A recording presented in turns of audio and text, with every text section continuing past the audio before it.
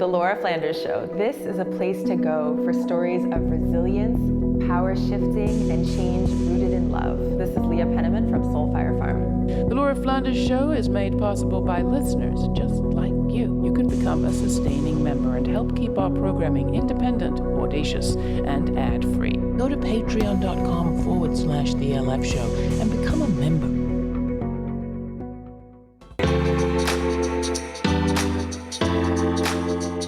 I'm Laura, and this is the Laura Flanders Show, a TV and radio program that shines a light on the solutions of tomorrow today. We report on the people and movements driving systemic change from the worlds of politics, arts, and entrepreneurship. Welcome. Black, Indigenous, and people of color-led media do work that other media simply don't do. Helping undocumented New Yorkers get vaccinated in Queens. Reporting on Haiti's low death toll from COVID-19. Those are just two examples, and that's just a taste. This week on the Laura Flanders Show, we kick off a new monthly feature we're calling Meet the BIPOC Press. In the hosting chairs, Sara Lomax-Reese and Mitra Kalita of URL Media. And stick around to the end for my 2 cents on buried Black history and the revolutionary Memorial Day holiday that might have been. Hi, I'm Sara Lomax-Reese, co-founder of URL Media and president and CEO of WURD Radio. We are here as a part of the Laura Flanders family once a month to bring to you information from the URL Media Network. URL stands for Uplift, Respect, and Love. And it's a new media organization where we have a network of BIPOC-owned media organizations that have come together to share stories and to just bring a different perspective on news and information. And today we are going to be celebrating Memorial Day, but from a very different perspective. We're going to be looking at two wars that have impacted the whole world and disproportionately affected communities of color. And those wars are the coronavirus and police brutality and systemic oppression. And so we're going to be talking with two of our URL Media Network partners, the Haitian Times and Sahan Journal, to talk about these twin pandemics, these twin issues, these twin wars. And very excited to be co-moderating and co-hosting this with my co-founder, Mitra Kalita. Thank you, Sara, for setting us up and that history lesson that has a direct line to the present day. Memorial Day is also the psychological start of summer, and certainly in the US, it feels like we are ready for summer. Mask policies have been changed. People are back eating indoors in restaurants. Offices are opening up. So there's this weird normalcy that's been resuming. And I think Memorial Day weekend will only hasten that. And yet for some of us, this has been punctuated with our mobile phones teetering, with friends who want to brunch or get back together here in the US, and WhatsApp messages, perhaps from our families thousands of miles away overseas, reporting on friends, family, relatives in places like India, Brazil, and Peru, reports of COVID, desperate pleas for oxygen. In my case, certainly the number of family members with COVID has crossed into the dozens. So COVID is still very much a threat in one part of my life, even as this other part of my life, which is the day-to-day here in America, is very much focused on the reopening. Mukhtar, I'm hoping we can start with you. Sahan Journal was founded to cover immigrant communities and people of color in Minnesota. If you could take us a little bit through your founding story, and then we'll come to the present day. As you know, Minnesota has a large population of immigrants and refugees and people of color from different parts of the world. And now they make up about 20% of the total state population. But if you pick up the newspaper or tune into the radio, you get the sense that Minnesota is predominantly white. So we really wanted to change that. We had the killing of George Floyd in, almost exactly a year ago. And then we have to pivot and change our, coverage into really bringing all the issues surrounding police brutality, civil rights, and, how the communities were responding to what happened at the time. And we have seen, a convolution of really young people from diverse backgrounds, from, the traditional African Americans and the new African Americans, who are also really kind of joined hands and went out to really protest about things that were affecting their daily lives. Our audience has grown significantly since we have been covering those issues. Mukhtar, you said something that really was interesting to me when you said, they're African Americans and new African Americans, speaking of the Liberians and Somalis and whatnot.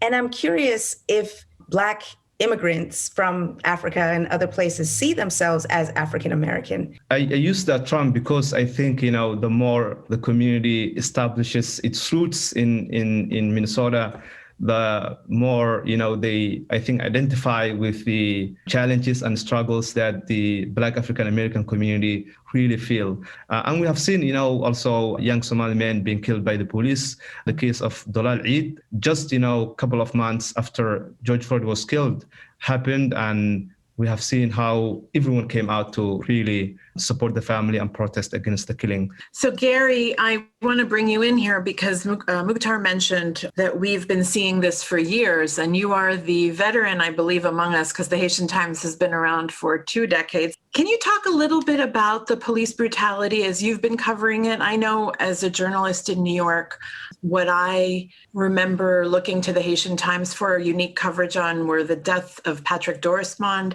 and then, of course, the brutality of Abner Louima. And I wonder how much of what Mukhtar just laid out is familiar to you, and whether there was a similar evolution of the community that you've seen. So I want to first talk about his use of new African Americans, because ultimately you become that. Like my children are Black. They are Haitian, but they're not separating themselves from who they are, because society would not give them any choice, and they embrace it rather eagerly. You saw that from the Harlem Renaissance to today. Whoever is the new group that comes in, first you separate, and then you look at the African Americans as well. They are like me. The other thing that's familiar is the spate of police brutality, the consistency of murdering. The story sort of like that shocked the world before George Floyd was Abner Louima. He was sodomized inside a police precinct in Brooklyn, really was left for dead. The NYPD has been under federal oversight before because of these patterns. And they were forced to implement some community activities to really show young people how to interact with the police so that these encounters don't become fatal. What Mukhtar and Garry have been talking about are, the police brutality, and the opposite side of that is police reform. And so we just had a very contentious DA's race. And for Black Philadelphians, it felt like a repeat of the presidential election. It was that important. We had this very progressive incumbent DA named Larry Krasner, who has been a real thorn in the Fraternal Order of Police's side. He has gone against the establishment. He has really advocated for progressive policies. It really came down to the Black community came out. Philadelphia has a Black population of almost 44%. He won handily. He won 65% to 35%. The electorate was smart and savvy enough to kind of see through the narratives that were being advanced by stakeholders like the FOP. And, it really felt very racialized as well. It's a similar story here in New York, where kind of how much police reform feels like it's on the ballot. And one of our leading candidates is Eric Adams, who is an African-American cop, which makes things very complicated. Garry, I just wondered if you have thoughts on that, because I believe it was the Haitian Times. You recently did a story on how Haitians who are in the NYPD are also being elevated as precinct captains as they're trying to diversify not just the ranks of police officers, but also its leadership. And where does the Haitian community stand on this? We've had a very complicated relationship with the NYPD, because we've had 3 of our fellow countrymen victims of the NYPD. Some of the biggest protests over police brutality in the city have been organized by Haitians. And now whenever you see a protest in New York, you see plenty of Haitian flags everywhere. But at the same time, I think, by and large, there's still an element of like respecting the police, especially from our elders, from people from my parents' generation. You didn't, talk back to the police, or whatever the police said, you did. And so now we're transitioning to a place where we're taking a more critical look at the police, at the same time respecting policing, because we understand that as long as the society remains what it is, policing has a place in our society, but it has to be done not to the detriment of the community. It has to be done with respect. And Adam is trying to thread that same needle. I mean, he fancies himself, and he was, to his credit, a very vocal critic of the NYPD from inside when he was a cop. I covered him when I was at the New York Times. So I think that's what he's trying to do right now, and we'll see whether or not that's successful. This is the Laura Flanders Show. I'm Laura. This time we are kicking off a new monthly feature that we've been calling Meet the BIPOC Press. In the hosting chairs are Sara Lomax-Reese and Mitra Kalita of URL Media. That's a new network of BIPOC-led and owned media outlets. Mitra is CEO and publisher of Epicenter NYC. Sara heads up WURD Radio, Philadelphia's Black-owned radio station. They're joined by Mukhtar Ibrahim, editor and executive director of Sahan Journal, an online nonprofit platform rooted in Minnesota's immigrant population, and veteran award-winning journalist Garry Pierre-Pierre, founder and publisher of the Haitian Times, a Brooklyn, New York-based publication covering the Haitian diaspora since 1999. You can find my interview with Mitra and Sara about the founding and importance of URL in our archives at lauraflanders.org. That's also where you can sign up for our weekly newsletter so that you get the latest information on our streaming events and uncut exclusives, including my latest with Winona LaDuke, Executive Director of Honor the Earth. She has a vision of indigenous power sovereignty based on solar and wind power that she'll tell you all about. Next, the Media Roundtable conversation pivots from covering the war against black and brown bodies in the streets to the front lines of the coronavirus pandemic. But first, here's Prosper by Inez Barlatier featuring St. James Valsin, and produced by the Guitars Over Guns organization. It's a nonprofit based in Miami and Chicago that's working to empower and create safe spaces for young people to express themselves through music. No weapons against the people, no weapons against the people, no weapons against the people shall prosper.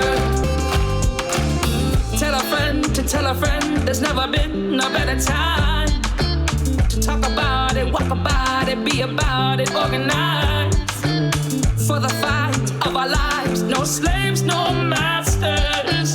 Say the name, say it now. Black Lives Matter.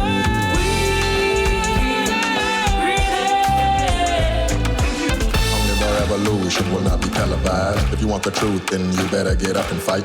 The politician, politicking, telling hella lies. Devil might try, but the spirit, it can never die. We the wretched of the earth in search of better life. Reckless when it hurts, we the first to get terrorized. First when you recognize that chip on your shoulder is a boot on the neck from the troops they pay to serve and protect. Property which we refuse to be, that's why we yell.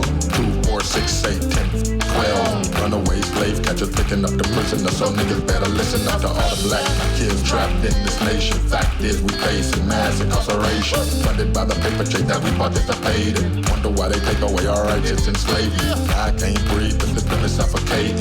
I ain't free till we all get liberated from masses religion. We call it capitalism. The battles we win will break the shackles of prison, cause the power of the people. I wanted to see if we could kind of pivot to that other war that we've all been dealing with, which is COVID-19. And each of you, including you, Mitra, have direct ties to countries and communities that are really still in the throes of COVID-19.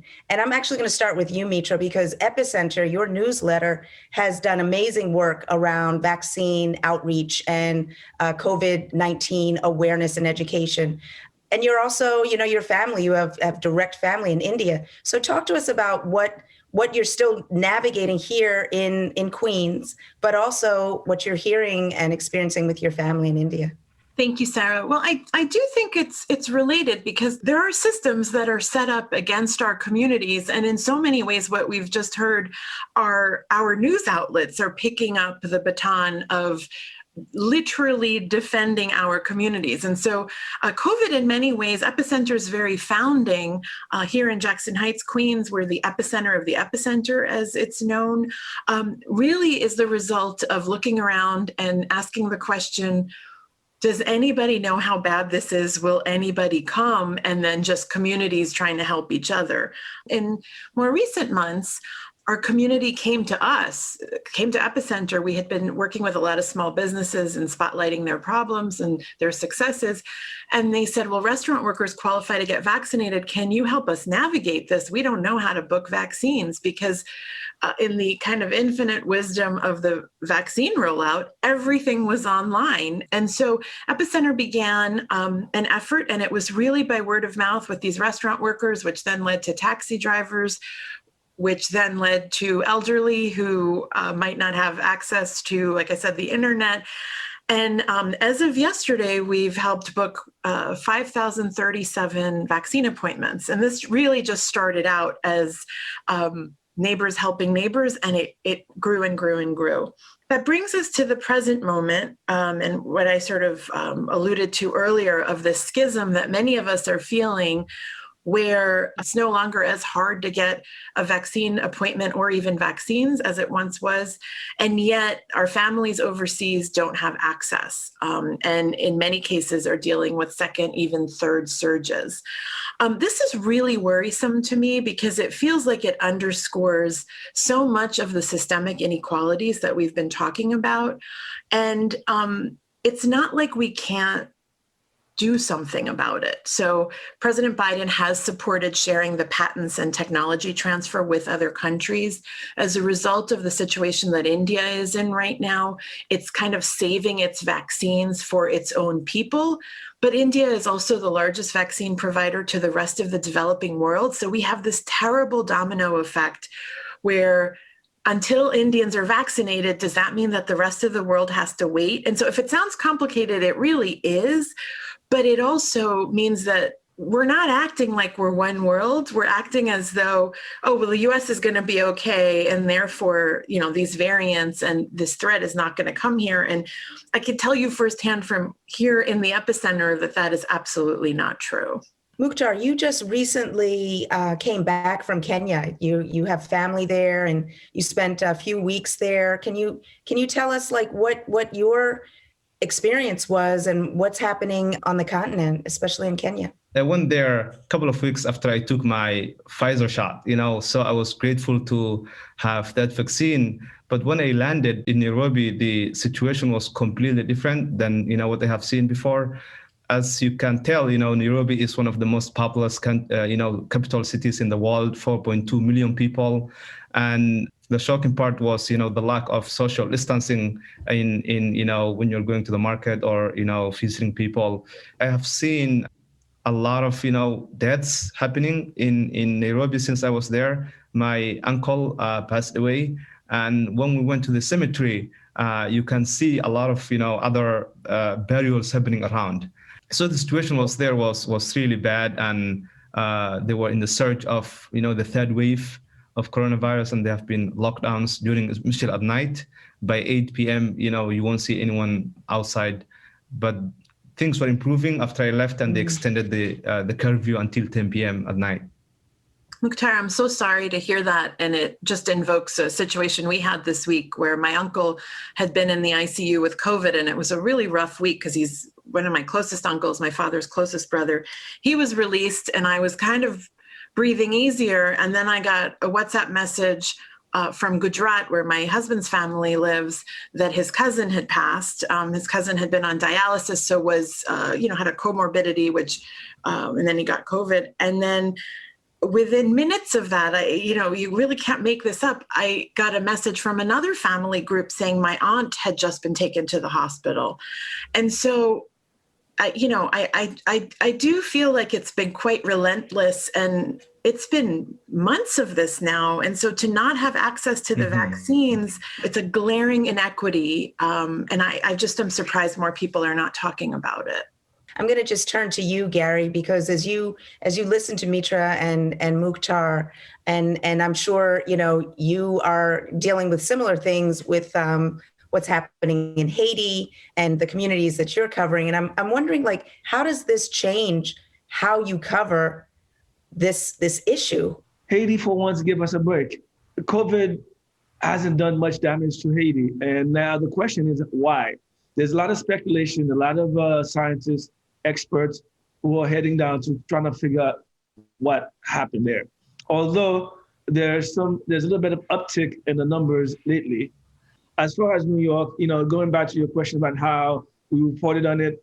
Well, at first we tried to honor everyone who passed, and then quickly we realized it was a stigma attached to having died of COVID, which shocked us at the newspaper because we never really at one moment felt there was any stigma attached to it. But because when the AIDS epidemic came about, they said that by the virtue of being Haitian, you were an AIDS carrier. And that really haunted a generation of young people in the schools having to deal with that. So people were very hesitant about identifying as being dead of COVID-related illness. I wanted to just see, as we get ready to wrap up, final thoughts from everyone, and if there are any big stories that you guys are following as your newsrooms are looking at the landscape.